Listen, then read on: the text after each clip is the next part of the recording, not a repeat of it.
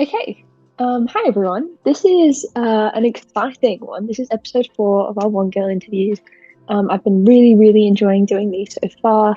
They're a series of videos talking to really cool women, mainly women in STEM, who are already doing incredible things for the planet to try and raise awareness and money for girls' education in Sierra Leone and Uganda. And this episode is exciting because I'm actually going to be talking to Shruthi, who is one of my very long-term best friends.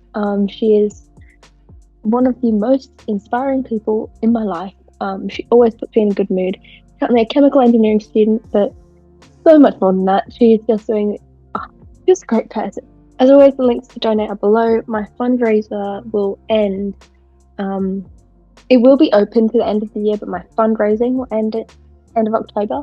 So if you have been interested in donating and you haven't got around to it, make sure to go over to my page and get that donation in before the month ends if you can. But yeah, enjoy the video.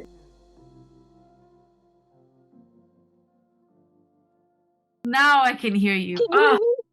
Basically, I was changing the output of the See you. I can't see you. microphone. Oh, yes. Sorry, I'm gonna switch my thing on. There we go. Now I've got a cool microphone on. Hello. Wait, wait. Wait, Yes, I can it's doing its see thing. you. Okay. Is it how does it sound? Does it sound fine? It sounds very nice. I'm like, I can hear you through my whole brain. That makes no sense. But Yeah. you're like present I know near what you me. mean. That's the intended impact. That's great. I Yes. I love was it. like, I love it. I'm gonna dig out my microphone for the special I occasion. need So a microphone. What microphone do you have? Shall I buy one? I have the Blue Yeti microphone. Wait, is But there you a bought delay? it to sing. Yeah. Oh, I don't think there's a delay. Is there a delay Okay. on my side? I was just asking in case because for a second like my laptop was a bit, but now Yeah. now No, you're good. You're good. I should get one though. I feel like I would use yeah. it very frequently. Yes. I use Especially it because I don't quite know a if lot. you've noticed when I film videos, I film audio on my phone. So I just have it on my Yes. lap. I Or love like it. I love it. it'll be unless I'm recording on my phone. If I'm recording on my phone, then it's fine. But otherwise it's just sitting awkwardly in the corner or I'm holding it. And there's some videos where you can hear like a muffle because I keep shuffling my leg Oh, around. And the yeah. microphone like records the audio, so it's kind of problematic. I should buy one. Or get my Yeah, I mum feel to like buy one. I feel like it's so yeah, true. Oh, I love the mug. Oh my gosh. Oh, the I was flex. like, I need to buy a big. Also, my water bottle. Hold on, let's see. No, it's in my car. It's also Marauder's water bottle, and I also have. Can you see these? Wait, Hold what? I on, they're can't. Is very. it a star? No, Wait, why can't I? wait, they're upside down. Is it a snitch? Wait, I can't. Oh, is it a snitch? I'll send you a better photo Wait, later. I see the little. Oh, that's so Yep. cute. Wait. Because you did Also, that. Hold. yes. Yeah. Wait, no, do yours first. We're gonna go back and forth. No, it's because I was gonna get my Harry Potter mug. It's not the Marauders one. My Marauders one is at home, like at my parents' Home, place. But I've home, got another home, home. one. Yeah. Okay, So okay. Go get just it. hold Go on get for it. like two I'm seconds. so excited. I'm so excited too. This is the most exciting moment of my day. I'm just. This is Oh my. my Oh god, I love that. Wait, what house are you in again? I really should know this. I'm yeah. disappointed in So myself.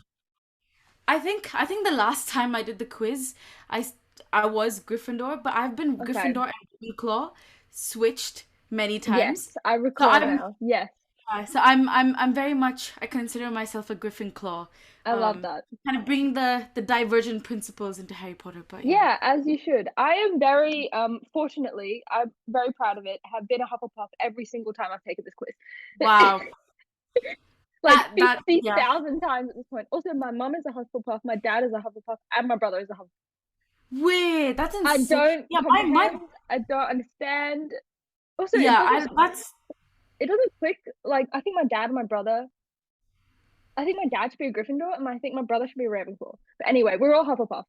It's very yeah, strange. because like my mom and my brother are Hufflepuffs, and like I see the hmm Hufflepuff in them, like it's very much Hufflepuff. My hmm dad, I think, was a Slytherin or Ravenclaw. Love Like, that. yeah, he was. Yeah, I think he like had Slytherin once, Ravenclaw once, but it's kind of hmm like that ambitiousness of his. That's definitely Mm. Slytherin. But yeah, that's. I think my dad and I are just confused. And then my brother, You mom got it actually have, down, got it down. but So, interview-wise, though, I actually introed the video before you jumped on. I was like, this is gonna be so strange for me because I've never interviewed my friend before, and I'm gonna need to be like, I'm gonna need to have continuously ask questions, but we're gonna end up just having a conversation, which is also gonna be great. yeah, But yeah, I was like, yeah. trying to give you an introduction. I was like, oh my god, okay, she's a chemical engineering student, but then there's so much more to her, and I couldn't like actually formulate words because it's like so different when you know the person. Yeah, it's so funny you say that because obviously I was watching all the videos that you've done. Like I watched the first one and I was finishing off Riley's and I was starting the Mm-hmm. next one, Jocelyn's. Mm-hmm. And then I was just like looking at the pattern of questions and like what kind of conversations you had. I'm like, this is all stuff that we always do, but then we just like I know you so well, so I'm like, Mm-hmm. Mm-hmm. like I was in my head. I'm like, this is how I'd answer this question if she happened to ask me this. Um, Warning, don't base it off anything because I'm gonna go. This is what happens in every interview. Someone says something, I'm like, oh my god, wait, and then I start talking about something else. Oh yeah, no, I love that though. And the thing is like because we call so often, I Yeah. think we're both used to that. But it was more Mm-hmm. like, oh, I'm gonna be like in a YouTube video. So I was like, Yeah. what would I say? But then every time I said something, it would be like, oh, as we discussed in that last call, and I'm like, nope, nope, never mind, We can't do can't do that. that. See, this is why we just need a Can't do TED that. talk. We need a Yeah, podcast. We should do a a podcast. whole pod. Yes, a podcast. I sign up for that. Right? Yeah. Okay. Anyway, though, do you want to give an introduction to yourself so the world knows you at least a quarter of the amount, not even a 16th of the amount that I potentially know you? What do Okay, you sounds do? Why good. do you do it? Yeah, right. So, my name is Shruthi, and I am currently in my fourth year of chemical engineering. And I study in the UK, in the University of Manchester. So, the way it works here is that you can choose to get an integrated master's, which is basically if you get a bachelor's and a master's on top of it, but you don't actually get the bachelor's. So that's what I'm doing, and I'm in my final year of that. And in terms of me as a person, I really enjoy singing. So I'm an Indian classical musician, and I sing often when I go back to India. I also love, love, love reading. Sneha and I connect a lot with in that respect. So I don't have um, any books near me. I was like, let me prove that I like it, but I don't have any near. They're in the background. They're in the background on the shelf. My Oh background yes, storage. yeah. I'm gonna. Yeah, mine's right above me actually. Have It's fun. the reason I struggle. Like I love books so much, but it's also the reason I struggled as I was moving back from my placement. So I did a placement year, but when I was moving back from there, it was just a whole bunch of books. I'm like, I can't do this. I need to condense. Um, but yeah, that's some of my interests. Oh, I also have a black belt in Taekwondo, so I really like martial arts. And yeah, I have, in terms of my family, so I have a little brother who I absolutely love, love, love. So, Rishu, if you're watching this, you should be. Love you loads. Yes. My brother's not gonna be watching this. I'll force him. I'll be like, Yeah, watch we'll force this. our brothers to watch it. Yes, exactly. um, but yeah, I think for starters, this kind of gives a good idea of who I A am. good But as we overview. get along, we can, Learn more. yeah, Also, learn more. I love that your integrated masters is in 4 years. I have a mate who does it in Edinburgh, and Yeah, hers is a fifth year. And I was like, oh lol. And then yeah, here, obviously, it's yeah. 6 years. It's crazy here. So it's such a different It's so system. funny, yeah. I mean, if we do get to that eventually, that is something that amazed me as well because most of my friends that have done placement years and done integrated masters is usually 5 or 6 years because you Mm, give that space and time to do it. But mm. the way Manchester does it, and I think only a couple of other universities do it for this degree, in order to remain accredited by the chartered Engineering gang, yes. engineering gang, exactly. What is it Um, called in England? Oh, this is so so for a lame. It's just chemist, called Engineers Australia. It's oh wait, so is it just all engineers in Australia? yeah, yeah. There's no aero Ah, certification. There's like I think it depends if you want to become like an aircraft maintenance engineer or something, you have to be yeah. certified.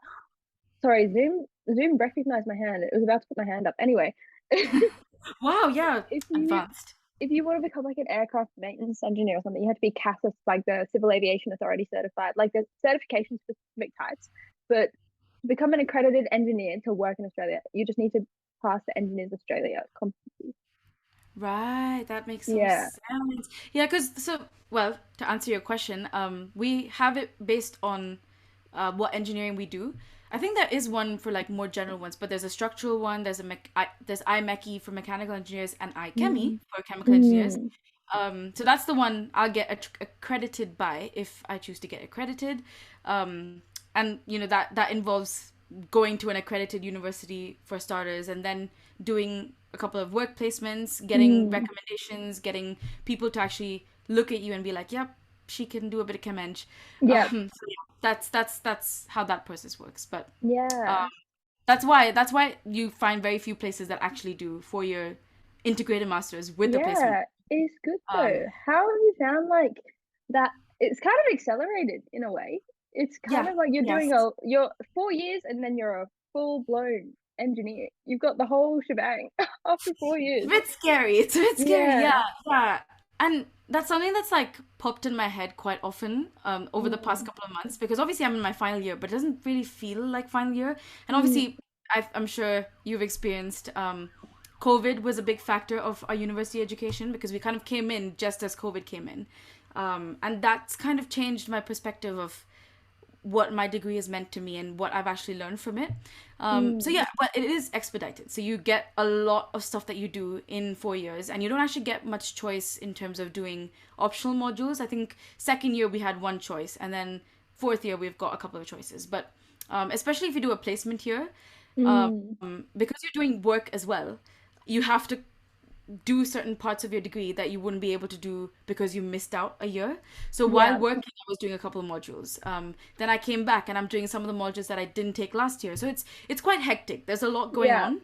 I And think sometimes because of like COVID as well, I feel like I haven't fully seen everything that I wanted to see. But yeah, yeah, 100%. I think you like really register it when you think about yourself like just 1 year previous. I think we learn so much stuff in 1 year. Like it yeah, doesn't take it's crazy how much you can learn just given 365 days. It's insane. Like I even think about school. I'm like going from year 9 to year 10, it's crazy the difference in what how our brain mm, processes stuff. Like it's so that's so wild to true. think It's about. it's really wild. Yeah, yeah. And sometimes you think back, like even the other day, I was writing an application for a job, and they asked me to list my modules, and I was like, have I actually done this many modules? I like You've got some to of these like modules. I'm like, it's mad. Like sometimes there'll be yeah, job applications where they'll ask like what subjects have you scored highly in or whatever. yeah, And yeah, yeah, you start thinking, you're like, okay, let's start with this year. And then you start writing, you're like, wow, we've done so many classes since the beginning of time. And then each of them are still in our brain, in the back of our brain somewhere. yeah, Like those yeah, tiny yeah. little concepts Exactly. that we learn. So true. And this year, we had well, it's a module that the third years took last year, and it's Mm, something that I had to take this year because I couldn't take last year. It's called mm. process synthesis, and as the name suggests, it's literally a synthesis of all the subjects that we've done in the past. And like that's one of the things I realized. I was like, oh my god, we did heat transfer at one point. Oh my gosh, we did thermodynamics like back then, back when. Yeah. And it's just kind of tying all these concepts together and being like, ah, okay, so this is how it all comes together. Yeah, this is And what's yeah, happening. I had a look at one of yeah. my first year classes. There's an intro to aerospace class, and the way that course is run is like every lecture is a different tiny discipline of aerospace. And right now I'm like Right. doing full subjects surrounding that. So there'll be one class on flight mechanics, for example. And now I'm doing a full 13-week course on flight mechanics. There'll be one class on Oh, yeah. aerodynamics, for example. I'm doing a Ooh, 13-week course on aerodynamics. And I'm just thinking like the fact that my 4 year degree was able to be put in that 13 weeks and like rapidly explain like that, it makes me think like it's so many components that go into finding expertise in this one singular field, but at the same so time, it true. can be done so quickly. Like 4 years is not long Yeah. in the grand scheme of it. Yeah. It really isn't. And also when you think of kind of what comes after that and then being like, oh my gosh, like you said, full-blown engineer. What does that Mm, even mean? Like with all these modules, like what does that entail? What is a I full-blown have engineer? no What idea. am I a full-blown engineer? Like I don't even know. Like That's it's the one of those thing. things. Like, can Yeah. we? I speak to people and they're like, just apply to jobs that say aeronautical engineer. But I'm like, I'm not yet. But they're like, Yeah. but you Yeah. Yeah. literally are. Like you can do flight Yes. mechanics. You've done it. You've literally done it. Like if you Yeah. want to become someone who specializes in flight mechanics, you already know how to do that. And I'm like, but I don't. And they're like, but you can. Because you That's think such you a might good be point. good. But I don't, but you can. That's so true though. Like you just think, no, it's just another module. I scored this much on it, or like it took me this much effort to learn it. But then they're like, yeah, well, you've done it though, and Yeah, you're gonna be able to do it in the future because you've got the skills. And I'm like, yeah. wait, I do? But It's yeah, so it's weird to think about. How do you find that transition from like going from I'm a chemical engineering student to I'm a chemical engineer? oh, Like, it's something surely you I'm felt it on placement a yeah. bit. Like, Yeah, when you're on yeah, placement, you're not a chemical engineering student. You're doing stuff. You are, exactly. you're an engineer there.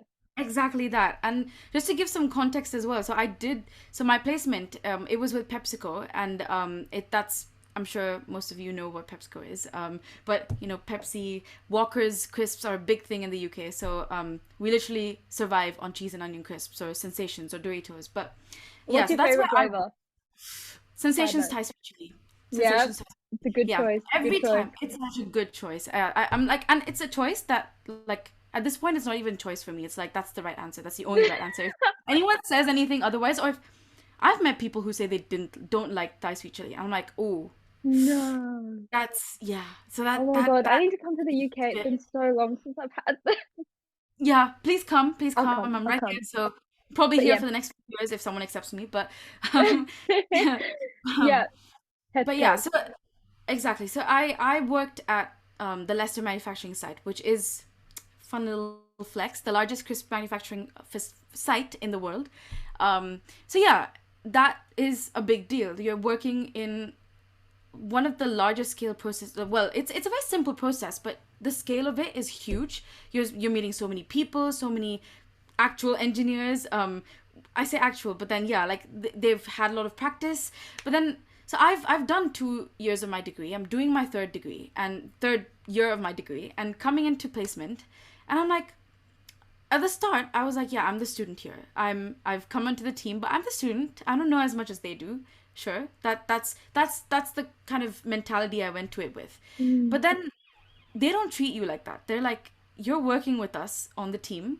And I remember one of my line managers, so my boss, he spoke to me and he was like, so you've done chem eng, right? So you probably know a bit about control, process control. And I'm like, yes, question mark.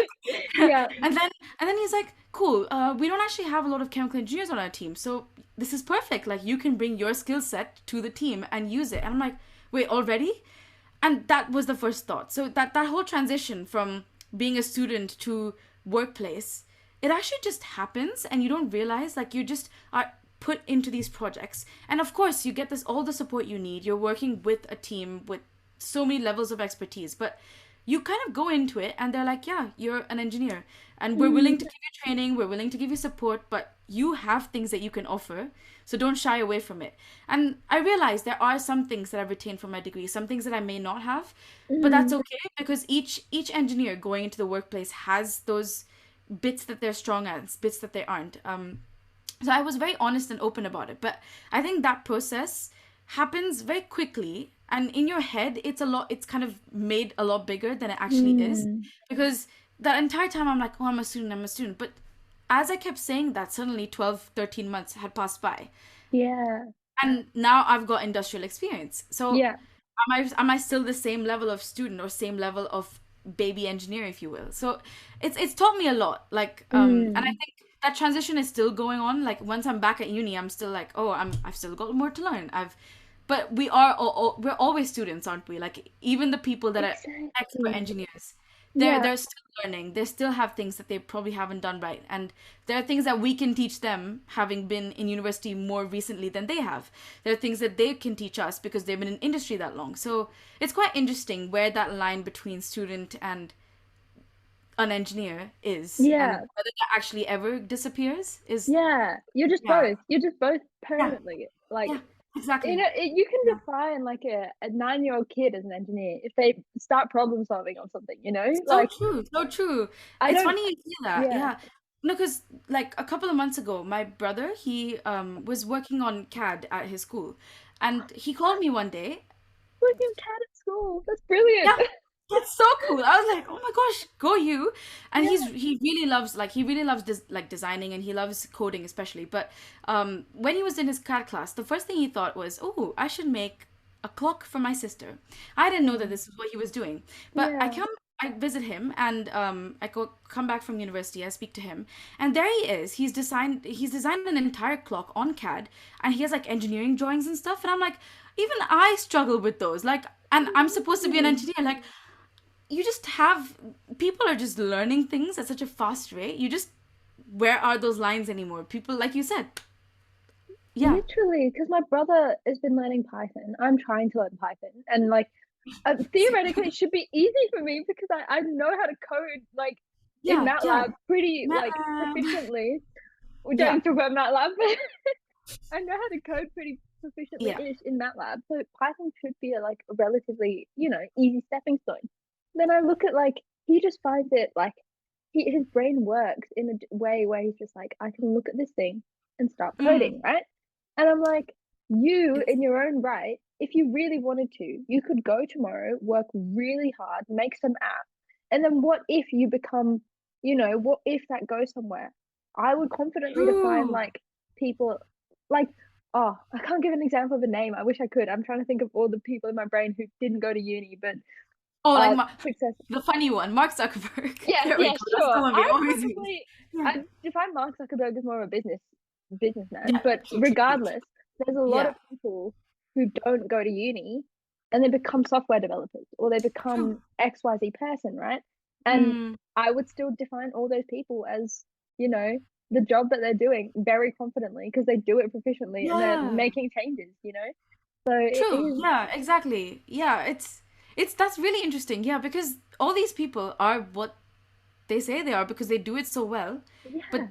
that doesn't mean that they had to go through the traditional process that most people Mm, go through. And like even when at my workplace, the amount of people that actually didn't have degrees, they'd gone mm, through, like they started off at as kind of operators on the shop floor, and now they're mm, leading an entire facility, an entire site, of thousands of employees, and like their stories are inspiring. They just talk about how they started off in something so non-traditional, and yet they've come up to this place. So what really defines us being in university and having this kind of education versus someone that yeah. didn't, or someone that has a natural aptitude for something? Absolutely. We I can get think to the same places. anyone who defines themselves as a learner is capable Ooh, of being anything that they want to be. I'm like, because there are so many people where taking notes on that. I yeah, like that quote. Yes. there's so many people Yes. in school who are like, I can't do this, or this isn't for Mm, me, or I really struggle here. And I'm like, I really confidently think if person in school, ex person in school wants to be an astronaut, obviously the process of becoming an astronaut is insane. Like the marks, the yeah. training process, the courses, the application, even like it's insane. However, say this person doesn't get good marks in school. That isn't if they are so willing to learn and figure it out. I I think they can become an astronaut. It's Yeah. just like Yeah. it's about what your approach to learning is. How have you like what's the word like found enjoyment in learning to push you to try and do that more because it isn't just a degree, a high school, a grade entry thing. It's an inherent thing. So how have you built that and who's helped you build that? Ooh, very good question. I love that one. And there are a couple of parts to this, I think. But I'll start with the last part of that question, kind of who helped me be the person that I am today. I think definitely my parents are a big driver of this. So my dad, yes. um, so my dad, he worked at Unilever for 26 years, and he kind of worked his way up from being a university student to being in global teams, leading literally an entire function of a business, and this comes from a very humble background. So I'm always inspired by his drive and his ambition to do what he's done, and he's been a never ending learner. Like he always likes to learn. Even now he Mm, comes to me and says, oh, what did you do in your degree today? Or like he kind of inspires that conversation of where can we go next. It's not just about staying in the present, and I think that's what made him the leader that he has been all of these years. You can't really get to those places if you aren't that kind of person where you have that drive and have that kind of ability to want to learn. And I think that's largely inspired me because having seen how he's worked his way through how he's navigated life, per se. And even my mom, who's also very much into her learning. Like she's always learning. She's always going to classes. She inspires me to work hard. And having these role models has really helped me. And I think I'm quite lucky. I'm sure you can agree as well, with your family. And we're so lucky to have families that foster that kind of learning. And the key thing to this is allowing those conversations to happen. Like if I have a question, they're not the kind of people to be like, oh, stop asking those questions, or Mm. yeah, I don't have the time to answer that. They will take that time out and be like, okay, either I don't know the question's answer and I will help you find that answer, or we can discuss it now, have an educated discussion. So it's never like, oh, you're just a 12-year-old girl. Like, what are you going to do? Mm. It's let's have those conversations, whether it's about politics or about engineering or about just the simplest things about music. We've always Mm. had those conversations, and I think that's one of the things that has really helped me, like being able to confidently have those conversations and not shy away from asking questions or being a certain kind of like, I'm sure it's the same for you, where we go into new places. We've traveled around the world so much. We've gone to so many schools, so many different environments, but we're able to have those conversations regardless. It's not easy. Not everyone is able to be that way, and that's fine. And I think it's understanding that people work in different ways. People kind of think differently, and you need to embrace each of that. And once you know that you can be whatever kind of person and still get to that level, still get to that kind of level of comfort almost of where you are, I think that really helps. And Absolutely. even now, yeah, yeah, and like even now, I was gonna say that there are times where you question where you are in your degree, and I know you've probably kind of experienced this as well. But Yes, yeah, coming we've on to talked your about this. third year, yeah, coming on to your third year of engineering, you're kind of like, oh, stuff is getting hard. Stuff is getting to a point where I'm like, do I actually know how much I think I know in this degree? Is this something that I wanted to do? Is you question a lot of things, and I think it's Mm. okay to do that. That's part of the learning process. You have to question yourself. There is a point where you have to take a step back and be like, okay, why am I doing this? Is this even for me? And for some people, the answer is, okay, no, maybe there's something else that I'm interested in. That's okay. And that feeling of being okay where you're at while also having an ambition is really important. It's really easy to put that pressure on yourself to be like, oh, now that I'm in chemical engineering, I have to be the best chemical engineer out there. No, it's okay. Like it's okay to take a Yeah, step back and be like, there are some things that I really enjoy, some things that I don't, and I think yeah, that's helped me a lot as well. Just knowing that I have an ambition, but I also have points where I can be okay with not being okay in some things. So yeah, I think absolutely.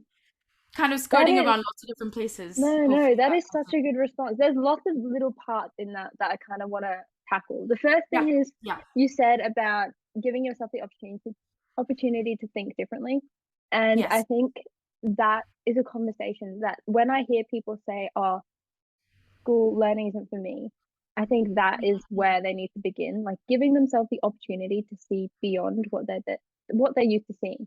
I also think that's probably the barrier to why a lot of women like don't yes, are afraid of choosing STEM because they yes, haven't been given the opportunity to open a conversation into a world where, you know, they could actually really enjoy if they had the opportunity to do so. happy, very, How do very true. you, And yeah, yeah, yeah, and think different. Like we had this conversation last time, and I know we should be going back to previous conversations. It's the motto of Apple, right? And yes, I like to think like Apple is one of the most widely used products around the world. You yep, know, everyone, like so many people have an iPhone, so many people have like a laptop made by Apple or whatever else, you know. true, And very the fact that that's their motto and it's so widely spread is like they are opening a door to people who don't have these opportunities to learn. They're saying, here's the thing, give yourself the opportunity to learn. Like we have yeah, so yeah, many avenues to figure out things that we don't usually know, you know, online courses, exactly, all yeah, the above. So it's so good that technology is like fostering the opening of yeah, those doors for a lot of people. How else def- can you recommend like opening those conversations? Because we are very fortunate, right? yeah, Like our parents and our friends, exactly, even each exactly, other, like yeah, we are lucky. How can yeah. we kind of open those conversations to people who aren't as fortunate? That yeah, 100%. And I like that. That was kind of what was coming in my head, like as well, while I was kind of saying all these things. we are in a position where we're able to have these conversations. We're able to have, it's it is a privilege to be able to have a family or a system that supports you and fosters those conversations. Not everyone has that. The majority of people don't have that. And like you said, that's what stops people from doing things that they otherwise might have been really, really good at. I I actually work with this organization called Sevalia in Chennai. So my parents actively support it, and it's usually it's for disadvantaged children from Mm, disadvantaged homes and backgrounds, and they basically provide an education for them, an outlet, a conversation, if you will, to go and unlock their potential, see where they can go, because their households or their situations don't permit it. And I remember speaking to one of the girls there. At the time when I was working with them more closely, she was, I think, 9 or 10 years old, and she was the most outgoing girl. Like that kind of mm, age where she's always asking questions. She's at the front of the class, like very active. I nice. recently had the opportunity to reconnect with her, and I Yeah. found that actually she's become a lot more subdued, and like she hasn't been able to speak as often. And Mm, I remember one of the organizers of Sevalia, they spoke to me and my dad, and they were like, how do we do this? Like, how do we bring back that girl that she once was? Why do women, especially, why do we suddenly come into this cage? and And it is hard because those situations kind of, they harden you in ways where you don't really see the impact of it until much later on. mm, And I think in those kind of, for people like us, where we are lucky and we have those outlets, I think it's so important for us to make that effort as well. We're women, they're women. We're all part of that same community. We're all striving to build each other up. Like mm, we've always discussed this, where women helping support women, bring each other up. That is so yeah. important. And I think Empowered women we empower women, right? exactly, exactly. And I've had so many women role models that I've spoken to. You have too. Some of the people that you interviewed already, like they're all role models. They're all people making that access and opportunity available. And I think, yes, there's one part where people have to make that effort and go into looking at online courses and all of that. But if they Mm, don't have that, we're here and we can then mm, take that active absolutely. approach of supporting them. We might have gotten this far, but we need to then enable more people to get to this point as well. Absolutely. We're all here to support each other and get to Yeah. wherever we want to get to. So I think that's really important. I think knowing that not everyone has the access to the same things, and is there a way for us to then unlock those Help opportunities, them. open those doors for them, Yeah. because they have the skills. It's not like they don't have Exactly. those. They Exactly. have the thinking, they have the skills. It's just that they don't have the keys to the doors. So if Mm-hmm. we have the keys, give it to them, Yeah, let them enter our world as well. I definitely. think And that's that's exactly what so One important. Girl does. That's why I'm doing all of this. It's because Yeah. I think about so these girls, the One Girl scholars, and Yeah. there's Yeah. several new ones every year, right? When once you become a One Girl scholar, you are a One Girl scholar for life, even because Mm, the way that they operate is we aren't just giving you access to school. We have now mm, built you a community of people who are willing to have these conversations every single day for the rest of your life.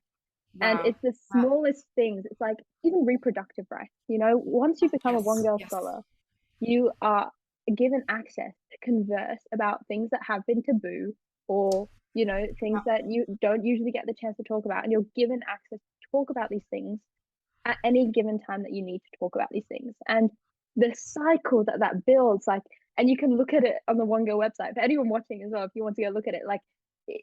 you This. can look at the impact so tangibly because Yeah. you've put one girl in school, you've given her textbooks, you've given her a uniform, you've given her period pads, you've given her a way Yeah. that she doesn't have to step out of school 6 days a month, like you've given her all these things and you've said, hey, listen, you have the chance now to go and give this to your daughter. You have the chance now to go and Wow. give this to your Yeah. neighbor. You have Yeah. the chance to go give this to your sister. It's Like exponential. Yeah. it's Or huge. yeah. That It's that conversation, unlocks so much. And impact. yeah, like you said, where the, a lot of the women that aren't able to access these opportunities, they're focusing on things that a lot of us take for granted. And Mm, if we're able to give them access to the things that we have access to and tell them that it's okay to have those conversations, because it's hard. It's hard to be in a place where you have to worry every single day about whether or not you can go to school, whether or not Mm, you even have a pad to use, whether or mm, not you have the money to go for next, like, to, how can you even think about STEM? Like, it doesn't even occur to you because exactly. there's no way, like, and you're too busy thinking about, can I support my family, can I support, Yeah. it's that whole burden that a woman has to face, or anyone really, but Mm, women especially, I think, have mm, that innate burden that they've put on themselves, or the situation has put on themselves. And we need to, like you said, the one girl network, we're all people. You're doing such an amazing job. Like, you're a person that someone can come, like, they can come to you and say, "Hey, look, I don't know what I'm doing, or this is really tough for me," and you can say, "Okay, how can I help? Is there a way I mm. can help you focus on the things that you want to focus on?" And kind of removing those taboos, removing those burdens that a lot of people have unfortunately had to take on Yeah. themselves. And It it's makes a big huge. difference. It's Yeah. even in like places like even in University of Sydney, like somewhere where you'd be like, okay, people who go there clearly have access to everything. I had to do a wind tunnel lab the other day. I couldn't even see the top of it. I couldn't reach. And like they didn't have a step ladder. I was like, excuse me. And like it sounds so silly, and it is silly. I was having a good laugh. My lab tech was having a good laugh. But at the end of the day, like I'm too short to look over the wind tunnel. I can't use the wind tunnel, Yeah, like yeah. it's as simple as It's a that. big And problem. Yeah, of course. Yeah, yeah, yeah, so it's tiny little things that subliminally stop that access. And then even in my first year, when we built the little aircraft, there were times where, say you are on your period, you're really yeah, tired, and you can't, say one day you can't use one of the heavy machinery things, right? yeah. It could happen. It's very possible. True, true. The conversation isn't open enough for anyone, man or woman, right? Like, True, or true. Yeah. anyone. If someone was struggling, the conversation isn't open enough to be like, I'm struggling. What do I do in this situation? It's just not there. So true. It's Yeah. not there at all. So, like, those people drop out. And it happened. I could see the numbers diminish monumentally after my first year because that conversation to be like, I'm struggling. I don't know what's going on. Not Can you help working for me? me. Yeah. Yeah. Is not there. And like, every day, right? And now I'm in third year, the conversation is so there. There's a group, like a small cohort of people where if I'm having a really rough time, I will go straight to my lecturer We're and say going I'm to, having a really rough time. yeah, But the yeah. fact that it's only happened now is problematic. That system should True. be there from year one, from your when you're three Exactly. years old and you can start talking, that conversation needs to be Yeah. there. Because guaranteed So true. Yeah, yeah. the world would be a different place. Like people would be doing Really what would. they love. People would be confident doing what they love. Like Yeah, yeah. it's a crazy, crazy thing to think about. How do you think we can change education from the get-go? What Oof. can happen Yeah. in school? It's a huge thing, and like that change won't happen for like it's a governmental thing, right? Like Yeah, it's a yeah. big thing. It really is a structural root thing, like upheaval of what our current standards are and completely changing it. But yeah, Yeah, yeah, but what can we do? Primary school from the get-go. What yeah. would open that conversation up, in your So, opinion? well, for one thing, something that we've already tapped into, we've got a lot of organizations working on it from the outside, where you've got like, Mm, or like from the inside one. rather, one Yeah, girl, yeah. big one doing such amazing things. And we've Mm, also got, so in the UK we have this program called STEM ambassadors. So I'm a STEM ambassador for the mm, UK. yeah. And it's actually really easy to become one. You just have to have a degree in STEM and you Mm, apply. You have to get this thing called the DBS check. And yeah. then what that allows you to do is insane, because you can go to schools around you and speak about STEM and just tell them what your Mm, degree is about, tell them what working in STEM is. And and also teachers having a lot of, especially like for me, one of the reasons I picked chemical engineering is two teachers, no, three teachers really kind of, never mind, four teachers that really, really inspired me. yeah. So there's one teacher, Miss Phoebe. I don't know if you remember her from Yes, UW. of course I do. Miss Phoebe, if you happen to be watching this, Oh, shout we out. should find her. Like, Yeah, I say, think I have get her on Facebook actually. We Let me. I'm should gonna send her because this link now. legit, because I really struggle. Okay, we'll keep going with what you're saying, but I struggled with science. I don't know if you remember. Yeah, I struggled yeah. with science, Oh, same, and same, same. I my think we were goal in was very like, similar positions yeah. at that time. Yeah, And now look at us, what we're doing, right? It's a yeah. big full circle moment. But she opened a door for me for sure. 100%. Like, Like, because like you said, I was never always good at science. I was never always good at maths. Yes, there were years mm, where I was really good at maths, years where I sucked at maths, years where I mm, loved science, years when I was like, no, disgusting. I never want to do this. But here I am sitting as a fourth year chemical engineer. Here you are as, like, you're doing third two year degrees as error, well. yeah, and Yeah, physics. Yeah, exactly. physics, So, which is mad because physics is my worst subject in school. I kid you not. But anyway, let's continue. yeah, same. But yeah, like those teachers really, really enable you. I remember going to Miss VB's classes. This was in year nine, eight, grade eight, Yeah, whatever people yeah. go by. But I remember going to her classes, and at the start I wasn't really interested, but Miss VB brought so much energy to the class. She was like, "This is what science is. This is why I love it." And every single day, she brought that energy, and I was like, I have never seen science in this way. I even remember. So I'm a big Potterhead, but Yeah. as you are too. Click back to I the remember beginning of the interview. exactly. Yeah. Yeah. But I remember one time in biology, which is the science that I usually like hated is a strong word, but liked the least. Yeah. Um, I remember going to her genetics class, and it turns out she prepared an entire genetics worksheet using the names of all the Weasleys, and she like put that on my table. I didn't really know that she did. So she and I were quite close. I didn't know she'd done that. She kind of put the worksheet on everyone's table, and everyone knew I was a Potterhead. And they all like looked at the sheet, and they looked up at me, and I looked down, and I was like, "It's about the Weasleys." And then she's like, this this is, and those small things, right? Knowing how each student works, knowing how they think, and then helping them. It's yes, it's sometimes it's extra effort, sometimes you have to put that work in, but imagine that impact that it left on what 14-year-old Shruti, who at the time wasn't really Really a massive invested. impact. A Yeah. massive impact. Even now, 8 or 9 years on, I'm talking about her. After that, I came to my school in the UK, Mrs. Daha. She's definitely watching this. I will send this to her. But she really inspired me Yeah. because she changed my game of maths. Like I thought I wasn't very good at it, and then she came. She questioned how I thought. She made us write on whiteboards. She Mm. if I did something wrong, I would go and challenge her, and she'd be like, "Okay, cool. I'll take your. Tell me why you got to the answer." She would never dismiss my answer. She would never be like, "Oh, you got this wrong, so I'm not going to talk to you about it." She would Yeah, be like, yeah, "Okay, cool. Talk me through your thinking," and then yeah, it's again those conversations, right? So she was a big driver. Then my economics teacher, actually, Mr. Dowdy, he actually he's an economics teacher. I yeah. once asked him, so I really liked economics because of how he taught, and I was like, "Oh, should I take economics or chemical engineering?" And he was the one who said, "Go take chemical engineering. You clearly Mm. love Yeah. it. Go take it." And then so I did. Um, so you just meet these people along the way, and I think coming back to that Teachers question who, that you yeah, asked, yeah. teachers, you were saying teachers who, No, teachers who go to the effort, like yeah, I wish we could quantify the impact they've made on us. yeah, Like, finish your yeah. point, then I'm gonna tell you a story about Oh someone yes, I of love mine a as good well. story. Yeah.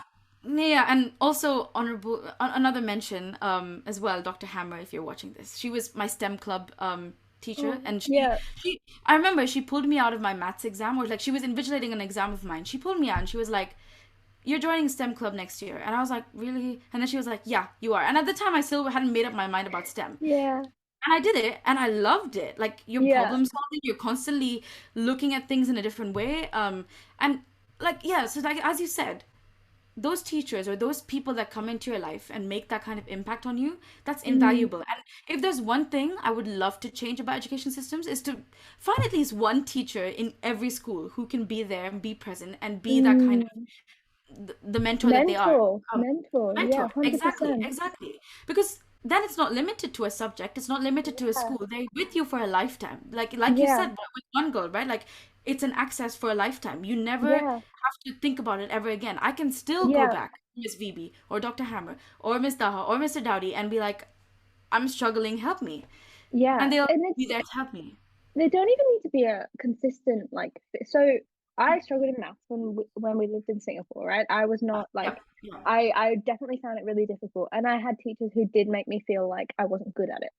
Oh, And same, then same, same. I moved to Australia, and the first teacher I had, I answered a question, and her response was like, "Well done." And I was like, I haven't heard the word "well done" in such a long time. Like it was Oh so my tiny, right? gosh. And I was Yeah. like, okay, like, and it was little things, and she'd tell be like, um, she'd write really nice things on my papers. This is in year nine, so I came to Australia at the end of year nine, so I'd already done year nine, Yeah, so I did yeah. have a bit of an advantage. I'm not gonna Yeah, lie, yeah, yeah. but all of that, and then she asked if I wanted to be part of the accelerated maths program in year 10. And Ooh. to me, who in Singapore, I was not like, I don't know if you remember, we had graded levels of maths there. I was Yeah, not in the yes, top yes, one at yes. all. I No, nor found it was I. really hard. I felt like I didn't know what I was doing. I felt like everyone in the class was so much smarter than me. I came Yeah, here, and one teacher having the confidence in me to be like, you can do what you're doing. And yeah. that even the offer of going into this class, which I did take and I did do, and I was fine, I did pretty well. And that level of confidence made me get better at math. It was nothing to do with my That's ability. The true. ability was in me. The True. ability was Yeah, in me from yeah, the get-go. yeah, But yeah. I had no one to tell me that I was good enough. So I thought I wasn't, and so I didn't push myself to become where I actually, Where you to are. get where I actually was. Your potential, exactly. Yeah. Yeah, Yeah, it's and wild. it's interesting you say that because we mentioned earlier in this call, in this talk, and that there are people who don't think their abilities are good enough. They say they're not a Mm, learner. They say that they aren't good at maths. It's like an automatic, yeah, this is, I can't do it. switch. Yeah. And okay, there are times where you can try really hard and you feel like you're just not getting anywhere, and Yeah. that's okay because there is always something out there that you have a aptitude for. Yeah. Everyone is, why are we all like, why do humans exist? Like, why have we gotten to this Yeah. point? Like, people have had the craziest ideas. Like, benzene was found because they, like, there was a dream about it, and there, Yeah. like, yeah. So you just find it in the randomest of places, and I think as soon as you unlock your mental block, then everything else just falls into place because The door there is no such opens. thing as, yeah, there are of course prodigies, there are people that are good at it from They the get-go. exist. Yeah. Of course they exist, but why are we comparing ourselves to like them? Or even why, like, if I sit down here and I'm like, oh, I got a 97, Sneha got a 98, oh, I suck. Why are we doing that? Like, that Yeah. system of like comparing yourself with others, and Mm. also people that competition is, I think, quite important. I think it forces you Yeah. to It, going it ahead and motivates you as push well. yourself, Yeah. motivates you. But I think when you start putting that pressure on yourself, and like, it's the whole thing of, if you don't believe in yourself, then it's very hard for everyone else to believe in you as well. Like, Yeah. and for you to believe in yourself, sometimes you need that catalyst, you need that person Mm. to tell you, like Mm. you said, one simple word, well done. And that Mm. makes a difference. It makes And you sense. see it Like, everywhere. Yeah. yeah. Also, like being able to, what's the word? Like kind of tailor education in a way. Like I Yeah. remember so distinctly in year 10, I'd done Romeo and Juliet, right? In Yes. Singapore.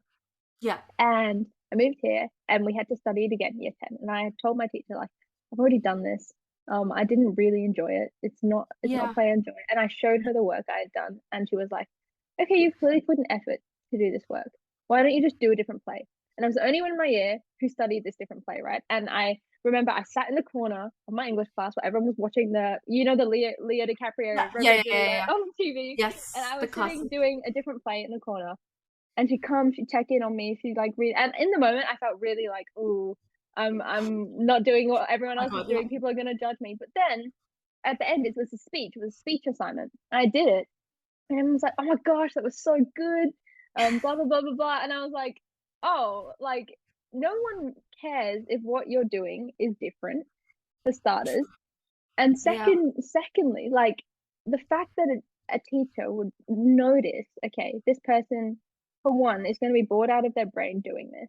It's not going to fuel them. It's not going to encourage learning. They're just going to sit there and be, lulling the whole time. Yeah. Yeah. Let's Yeah. give them a chance to learn something that's going to be relevant to them. And it was still in the confines of English, right? She wasn't just like, go read Harry Potter and study that. It was still Shakespeare, Of course. Yeah. Yeah. like Yeah. follow your syllabus. The syllabus exists for a reason. But notice when a student is feeling a lull and Yeah. give them a chance to get out of it. Because I know that's a massive pressure on teachers, and teachers do such a fantastic job already. Like Oh, they're 100%. underpaid, Yeah, yeah, yeah, they're yeah, yeah. already Yeah, yeah. So much so like gratitude and respect for all so the much teachers. gratitude. Yeah. Every teacher is fantastic, but noticing like the kid in your class who just wants to go outside, kick a football around, like noticing and saying, okay, why don't we try this approach? It would Yeah. change everything. Like, It would and make it would really make the difference because yeah, that suddenly that person feels validation, feels like they've been yeah, heard. You don't they don't have to say it out loud. You can see it, mm, like you said, you can see it in the way a person works. Someone might have mm, the strongest work ethic, but if they're not mm, interested or they don't have that like the whole mutual validation aspect of it, they're not mm, gonna thrive. They're not gonna, yeah, and absolutely. it's the whole approach to learning, right? And I like there's something quite interesting that happened to me happened recently, that really like really put things in perspective. So my dad was running a session with a couple of kids at my brother's school. They Yeah, have this thing called Startup U, yeah. yeah. And they're all young entrepreneurs working on some crazy ideas. And we had a little Kahoot quiz for them to kind of revise their thinking. So my dad gave them a talk on finance and financials when starting a startup. Yeah, So this quiz was to kind of get their brains thinking a bit. yeah, And it's funny. So the two people that did really well, they were completely different thinkers, completely different. And so yeah. one was incredibly smart. Like he had taken notes. He was Mm, thinking really brightly. Like he had his video switched on. He was completely tuned in. And the other person, he had his instincts about him. Like maybe he didn't remember everything that was on my dad's slides, but when he looked at a question, he could be like, ah, so this is my general sense. This is my general gut. And this is why I got yeah. this answer. And he got it right. And I think it's so important to encourage every type of learner because sometimes in our education system or even the way in which we approach problems, we Mm, tend to be like, this is how you should learn. Like you said, if it's Romeo and Juliet, this is what you have to do.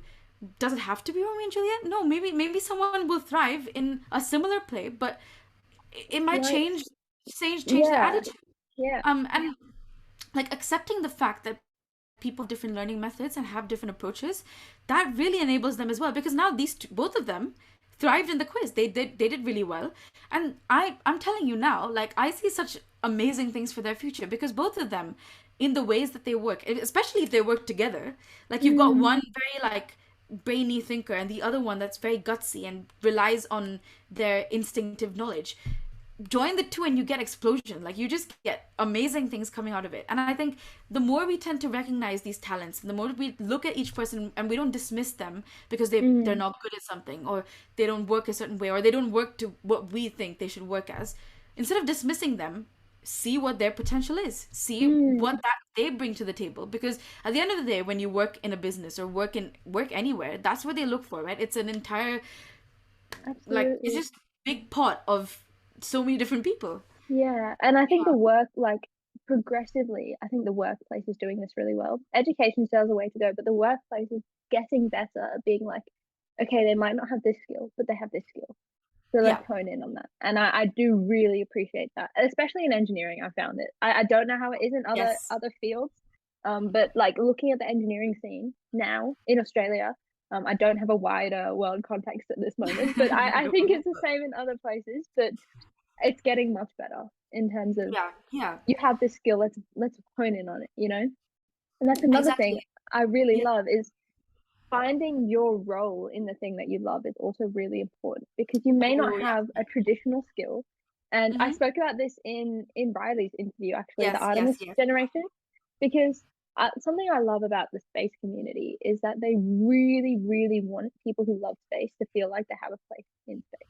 You know, like, Ah. and Yeah. Yeah. I really, Yeah. really love that. Like, the Artemis generation is a huge thing because, you know, our generation and the generation above us, we're in this time where we have experienced a lot of the world's biggest technological developments, Mm-hmm. and we've been able to work with them and use them and see what's happening next. So everyone, in an inadvertent way, has a role in the development of this world just by So true. default of the time that they were born, you know, because you Yeah. know we're progressing so quickly. So anyone can have a hand in a field that they love, even if they haven't passed these. societal requirements to get there, you know, Yes, yes, yes. And which is a huge thing. Yeah. that's really really like it's really cool that you have like a community like that, and Mm, we all do. We there it exists, but then also like mm, finding those, and it's nice that you have like access to that, and you're able to mm. like meet people who think like that and are like that. And I think it's again like brings back to the previous question of like Yeah. just having those conversations. But yeah, like in the workplace, like even coming back from placement, I felt that at placement I might not have known everything, but that's okay because I always like you said, I always had a role. I always Yeah. was able to add something, and I was able to gain something. And Yeah. you're not always going to be a subject matter expert. If that's not Mm. for you, that's Yeah. not for you. If That's anything, okay. rarely, you know, like being an expert Yeah, is hard, you know? So, exactly.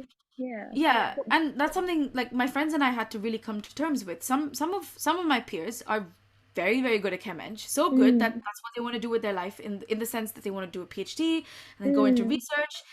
And I remember when I was first applying to placements, I applied everywhere. I applied to pharma, I applied mm, to R&D, I applied this, there, everywhere. But then mm. I was spreading myself so thin and not actually looking at what I could add to each team. Your I role, found that yeah. in the interviews that were more R&D focused, research and development focused, I wasn't really being myself. I found it hard. I Mm, struggled to talk when they asked me why do you want to join R&D. Yes, I had a generic answer, but I didn't really connect with my answer. And they saw that. They saw that and they said, yeah, okay, maybe this role isn't for you. And mm. that's kind of like I found that the hard way in the sense that after those application rounds, I realized, okay, there are things that I'm good at, and there are things that maybe I would need to put in a bit more effort into.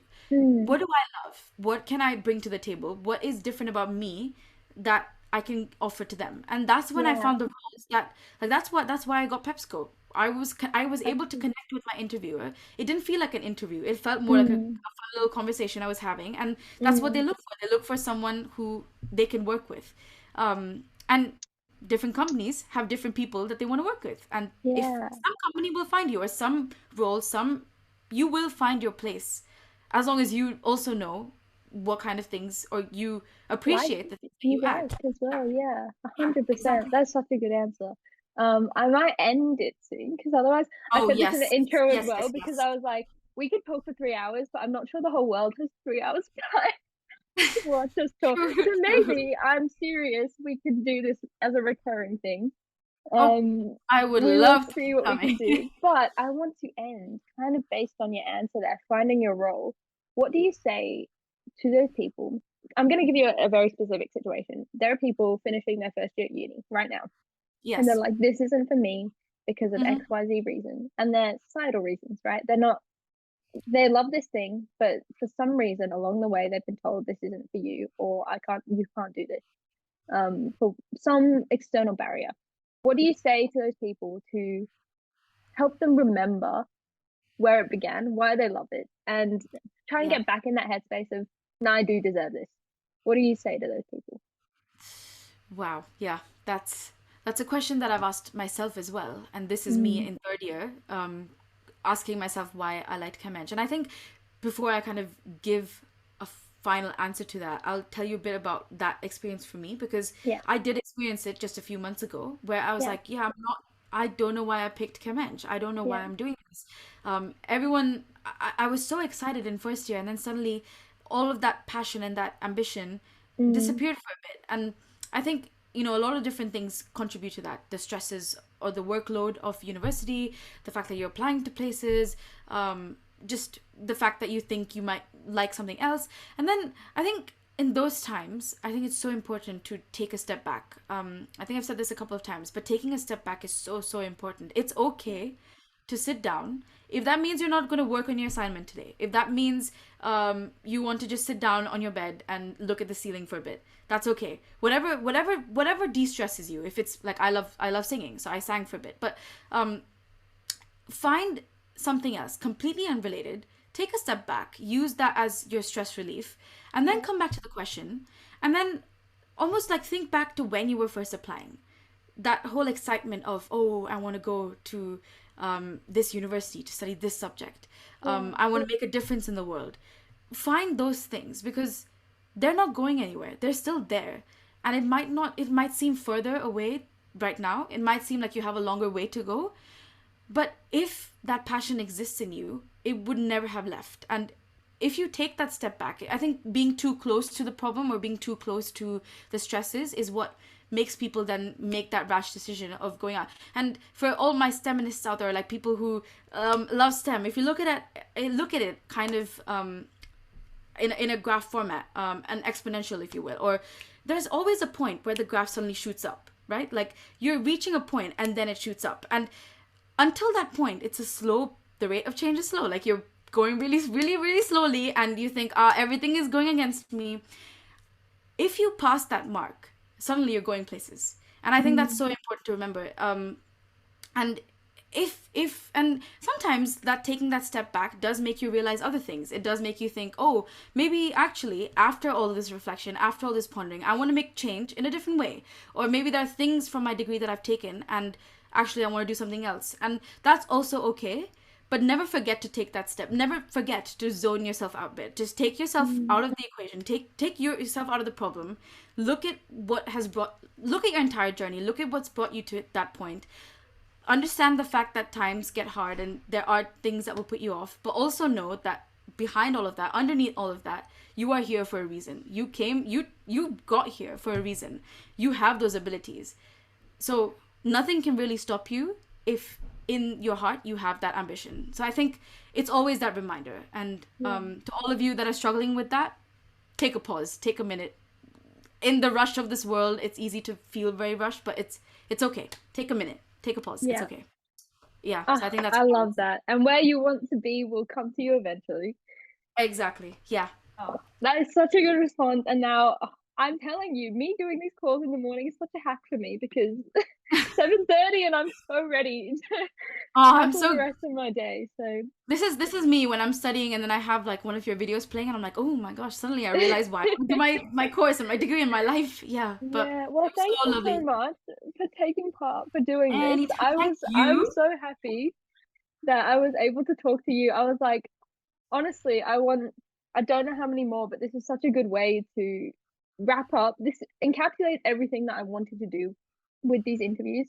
Like I wanted so badly to open this conversation for more people. Like I'm going to send this to my student life advisor at faculty as well. Like I'm going to send this to people who need to, have a better view of this conversation, opening this conversation to being like, first of all, it isn't always an easy ride. That's okay. You can change your mind. You can change your path. There is always a role for you in where you want to be. We've just tackled everything that I want to communicate to all these people who I'm so glad. Yeah. I do also want to say that if any of you out there want to connect with me and want to ask me questions, you can feel free to do so. You have my name right down here. So yeah, I highly recommend. I'll put you tell me which links you want out there and I'll put them in the description. But guaranteed, if anyone, one chat with Shruthi and your life will be sorted. I'm telling you. Oh my! This is wow. She's hyping me so much. I'm like literally floating in the air right now. But yeah, thank you so much. But this is how I feel about you too. But yeah, I just wanted to end on that note as well. But yeah, yes, that's absolutely. And thank you. I am gonna make this the last episode probably. So if you are watching, donate to One Girl. The links are all below. Great cause, and obviously there's so many more interviews you can watch prior to this. It's been so nice getting the perspectives of so many different women who have gone through their own things and going through their own path and seeing how education's impacted them in different ways. So all of it will be below if you would like to watch and donate. And thank you again.